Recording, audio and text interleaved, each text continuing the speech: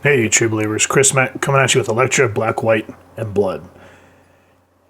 In this book, I was really hoping for more. What I was hoping, my initial expectations were that this was going to kind of follow Elektra after she took over the mantle of Daredevil there for a while in the main book. But sadly, that's not what we got. What initially kind of drew me to this is, yes, this cover is John Romita Jr. And I'm thankful to see that he's kind of finally starting to get away from I call it the kick-ass style, because if you go all the way back to Mark Millar's initial kick-ass run, how he kind of started doing that sort of like boxy look, and it kind of started to bleed over into the work that he did for DC on Superman, any Batman covers he did, and it just kind of started to get really old. Like, I just did not like it. It just looked boxy, lazy, and rushed. So I'm glad to see here that he's actually trying to retrain himself to get away from that style. And as you can see here, it really starts to shine. And yes, there's other variants, of course, but I don't know. It was simple, and it kind of showed what, Elektra being the deadly assassin that she is. Now, before we dive into this is 3 stories. Charles Schul, Mark Bagley, John Dell, and Edgar Delgado are the main ones doing the main story, and then Leonardo Romero doing the second story of the art, and then Delkin Shabley doing the writing, and Simone Diamarte doing the artist for the Crimson Path. VC's Joe Caramanga doing the lettering, and here's everyone else that's working on the book. The first story for me was actually pretty good, because Charles Schul, before Chip Zdarsky took over Daredevil, Schul was the one that was working on Daredevil, and his run was absolutely very fantastic. He brought up some really good concepts, so he understands Elektra because he used her a lot in his run. And anytime, she teams up with Matt, it just, you're going to have a good time with that. So that's kind of what I was hoping. Is I was like, oh, good, this is finally Charles Schul's time to finally shine solo with Elektra, and he does a damn good job of it. But I'm starting to wonder, not wonder, but I'm thinking that this is kind of a what-if scenario. Even though the cover doesn't say Marvel's what if, you see Elektra get bit by some vampires. And the artwork really shines. I like that they used the absence of color, using only red to kind of exaggerate things. And you see Elektra lay it out and saying that she's been attacked by vampires, and they're saying that you are now one of us. And then just here, look at the paneling. The paneling's not boring. I love when they kind of bleed into one another like this. It's very dynamic. And as you can see, the artwork is just not boring. Like, there's times where, you'll pick up a book and you're thinking, Jesus, all these panels are flat. There's no dynamicness to it. It sucks. And another thing that really made this book good, in my opinion, is the fact that there's not a whole lot of dialogue. Sewell really takes the time to let this the show don't tell concept really shine in this book, I guess, lack of a better word. And I don't want to give the whole thing away. She's in this village of some kind. They don't really explain where she is. And if she has a daughter, I've never known Elektra to have a daughter. So if she does, let me know when she did, because I don't recall. And then again, this is not exactly it does. It does express that this is her daughter. So I'm not 100% sure on that. But it's a very tragic tale. It's very thought-provoking. It actually hits you in the emotional feels. And I want to read more of it, because right when you kind of hit the main part of the story and you're like, damn, I want to see more of this, it ends. Just look at how beautiful that is. Elektra just kind of casting off the fur coat, her size, and embracing the night like this. Just very beautifully done. And before we can get any more into that story, then we jump into this more modern tale of this cleaner crew. a lot of Wilson Fisk's men are being whacked one by one. These guys are kind of talking, saying, they should be in fear because of what's happening. And one of them's like, nah, you have to just make sure to make yourself useful. And then it just turns into here. The artwork, I read it as more of a manga style, as you can see. It has that very Japanimation feel to it. But still a little flat. I mean, for the story that they're trying to tell, it works.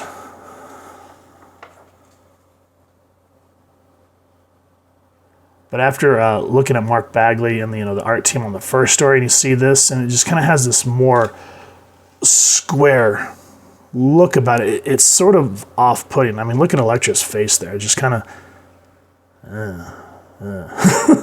it really revolves around Elektra. This guy, I can't remember, he's supposed to be in the upper echelons of the mafia, and then this is his daughter. And they have this whole thing, and I like how she goes, "They're wrong about you. You're not a demon." And it really focuses on Elektra and this kind of duality nature about her. The last story was more of a... It really focuses on how Elektra is, in a sense, can't die per se. And she kind of has this like immortalness about her, since that's kind of what happened after Bullseye initially murdered her. And I think it was the hand that brought her back. But you get this more Victorian style feel about it. And the artwork, again, is not bad.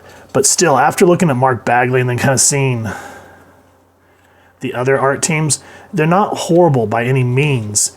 But it's just, you see someone old school like Bagley, and you have a hard time wanting to really accept anyone else. Like, for me personally, when I picked this up, I was really hoping that when I saw Bagley and Sewell, I was hoping that it was going to be them, and this was going to be a continuing book.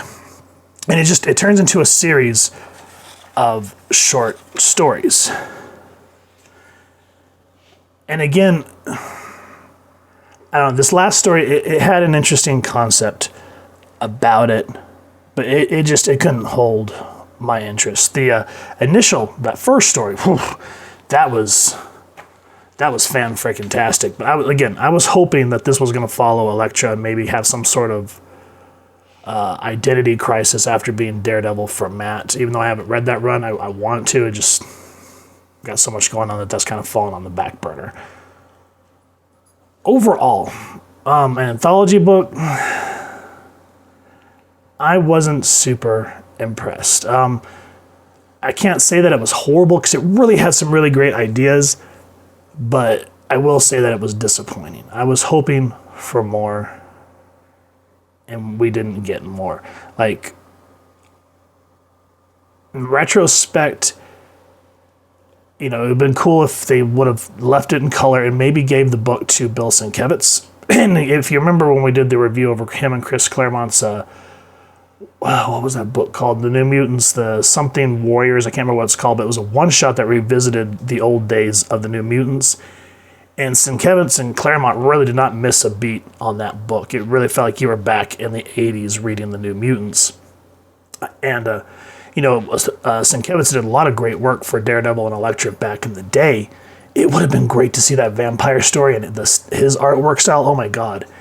And I wouldn't even care if it was like in that Marvel magazine size. That would have been fan-freaking-tastic as well. But this, I kind of hope that there's going to be another issue. Okay. But I would really like to see more of it focus on, I'm guessing this is supposed to be the Vampire Nation where, Dracula runs the clan, as we saw in Percy's Wolverine run. And, it'd be kind of neat to bring Logan in, because when Elektra's not with Matt, she also shines when she's working alongside Logan. So I would have loved to have seen something like that in this story as well. But as a number one supposed to draw you in and think, oh God, I can't wait for the next issue, I finished this and I was like, I won't be getting issue 2. I'll keep an eye peeled, and if it looks like it's better, then maybe I might pick it back up. But for the time being, honestly, if you guys are interested, I'd wait until maybe they release a collected trade, because these single books, I don't think this is going to survive very long. And that's disappointing because this is another one of Marvel's, in my opinion, underrated characters that could really shine if you just get the right people that understand her. And when they do, she could flourish. This would have been better too as like a Marvel Max. If y'all remember the Max books that was kind of like this ultra violence. But you know, if you don't have a good story, then the gratuitous violence doesn't matter. I mean, that's why Kick-Ass worked. Yeah, there's a gratuitous violence, but the story was great. And here there's gratuitous violence, but the stories are just kind of not at the level they should be. Again, the only one that's really where it should be and really shines is this first one by Charles Soule, because I just mean, damn, he gets some emotion on, and again, not being able or not using an over excess of dialogue and just letting the artist focus on facial expressions. It says so much on so many different levels. So if Marvel decides to get its head out of its butt and decides, hey, you know what, we should maybe focus on that main story and whatnot, even if it's an Elseworld what if type style, I'd be content seeing something like that. So guys, Elektra, Black, White, and Blood. Number 1, if you have enjoyed what you've seen and you want to check it out, please first and foremost support your local comic shop and pick up a copy. If you've enjoyed this review, we really would appreciate if you take a moment to like, share, and subscribe. Helps the club channel more than you could possibly know. And if you wouldn't mind hitting that fancy little nachos bell next to subscribe, that way as we continue to upload content, you guys get notified. Come to the channel, and we love talking with you all and hearing your thoughts and feedback down in the comments below or our social media pages, which I'll make sure to leave links down in the description. So with all that said, thank you so much for stopping by. Hope you all continue to have an absolutely amazing day reading, and happy hunting, true believers.